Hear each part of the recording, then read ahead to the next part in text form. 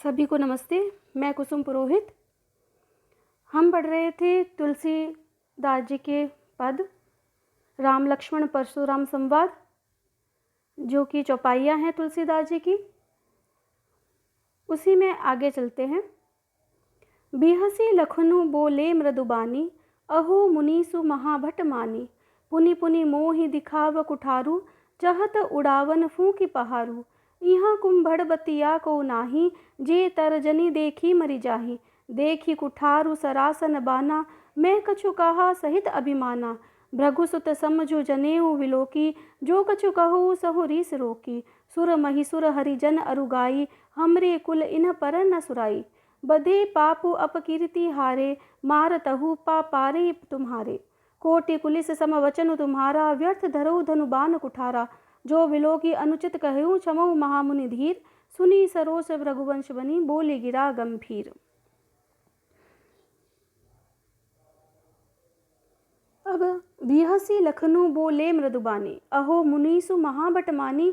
पुनि पुनि मोहि दिखाऊ कुठारू, चहत उड़ावन फूंकी पहारू।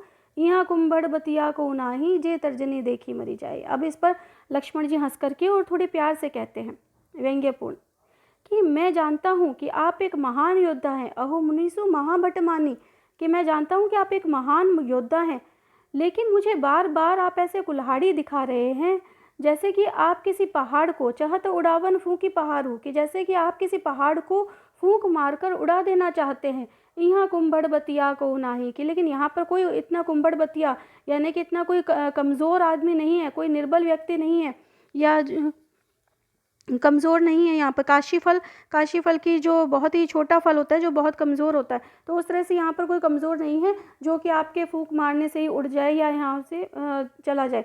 ठीक है, मैं कोई कुम्भड़ बतिया की तरह नहीं हूँ। और जे तर्जनी देखी मरी जाए, कि जो आपकी तर्जनी अंगुली के दिखाने से ही कुंभला जाए या मुरझा जाए, यानी कि वो जो काशी फल जो है वो बहुत ही कमज़ोर है, उसके हाथ लगाने से ही वो क्या है, मुरझा जाता है, कुंभला जाता है। तो यहाँ पर लक्ष्मण जी कह रहे हैं कि उसी की तरह से मैं इतना कमज़ोर नहीं हूँ, मुझे आप इतना कमज़ोर मत समझना कि मैं इस तरह से घबरा जाऊँगा या डर जाऊँगा आपसे।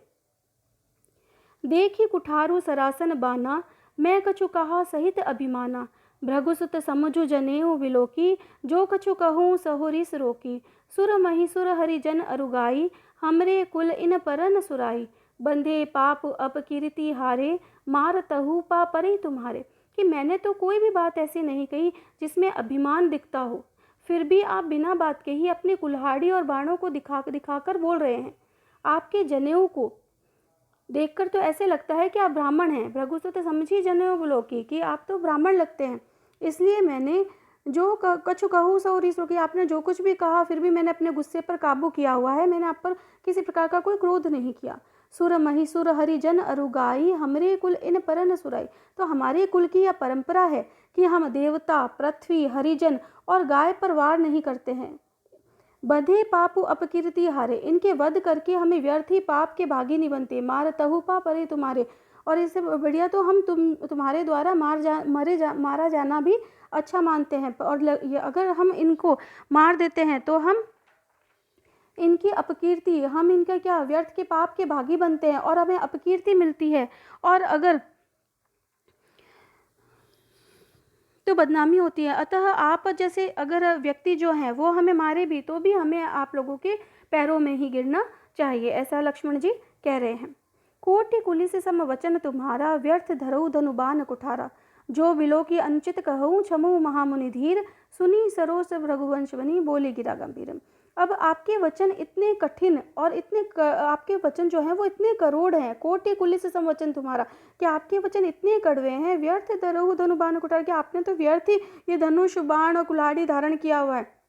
जो उनका फरसा था उसे व्यंग्य रूप में जो लक्ष्मण जी है उन्हें कुल्हाड़ी का नाम दे रखा है इसे। ठीक है, वो कह रहे हैं कि आपने तो व्यर्थ में ही इनको धारण कर रखा है। आपके तो जो वाणी, आपके जो वचन है वो ही इतने कठोर है। इस पर विश्वामित्र जी कहते हैं कि हे मुनिवर, अब विश्वामित्र जी कह रहे हैं कि अरे मुनिवर, यदि इस बालक ने कुछ अनाप शनाप बोल दिया है या फिर इसने कुछ गलत बोल दिया है, तो आप कृपा करके इसे क्षमा कर दीजिए। अब इसमें क्या है कि परशुराम जी की कठोर बातें सुनकर लक्ष्मण ने हंसते हुए उनसे कहा कि अरे मुनिवर, आप स्वयं को महान योद्धा समझते हैं, इसीलिए बार बार आप मुझे फरसा दिखा रहे हैं। ऐसा लगता है कि आप फूंक मारकर पहाड़ उड़ाना चाहते हैं, लेकिन आप यह जान लीजिए कि यहाँ कोई कुम्भड़बतिया अर्थात निर्बल व्यक्ति नहीं है जो आपके कठोर वचनों और फरसे से भयभीत हो जाए। आपको भृगुवंशी समझकर और आपके जनेऊ देखकर आपने जो कुछ भी कहा उसे मैंने अपना गुस्सा पीकर सहन कर लिया, क्योंकि हमारे कुल में देवता, ब्राह्मण, भगवान का भक्त और गाय पर कोई वीरता नहीं दिखाता। हमारे कुल में ऐसी मान्यता है कि इन्हें मारने पर पाप लगता है और इनसे हारने पर अपयश मिलता है। इसीलिए यदि आप मारे तो भी आपके पैरों में ही पड़ना चाहिए। और लक्ष्मण जी उनसे कहते हैं कि आपका तो एक एक वचन जो है वो करोड़ों वज्रों के समान कठोर है। आप बेकार ही धनुष, बाण और फरसा लिए हुए हैं। किसी को भी मारने के लिए आपके वचन ही पर्याप्त हैं। अगर इन्हें देखकर मैंने कुछ अनुचित कह दिया है तो हे परम धैर्यवान महामुनि, मुझे क्षमा कर दें। ऐसा सुनकर भृगुवंश के मणि स्वरूप परशुराम जी के क्रोध के साथ ही उन्होंने गंभीर वाणी में उन्होंने कहा। अब इसमें विशेष क्या है, अवधि भाषा का प्रयोग हुआ है। और मुनीसु महाबट मानी, कुंभड़बतिया को, कछु कहा, कोटि कुलिस में अनुप्रास अलंकार है। और उपमा अलंकार का प्रयोग हुआ है, कोटि कुलिस समवचन तुम्हारा। तो क जहाँ वर्णों की आवृत्ति वहाँ पर अनुप्रास अलंकार, और सम आया है, समानता दिखाई, तो यहाँ पर उपमा अलंकार का प्रयोग हुआ है। अब आगे चलते हैं। कौशिक सुनहु मंद येहु बालकु, कुटिल काल बस निज कुल घालकु। भानु बस राकेश कलंकु, निपट निरंकुशु अबूद अशंकु। काल कवलु होई छन माही, कहूँ पुकारी खोरी मोहि नाही। तुम हट कहू जो चाहू बारा, कही प्रताप बलु रोष हमारा। लखन कहु मुनि सुजस तुम्हारा, तुम ही अछत को बरने पारा। अपने मुँह तुम आपने करनी, बार अनेक भांति बहु बरनी। नहीं संतोष तपुनि कछु कहु, जनि रिस रोकि दुसह दुख सहु। वीर व्रति तुम धीर अक्षोभा, गारि देत न पावहु शोभा। सूर समर करनी करही, कही न जनावहि आपू।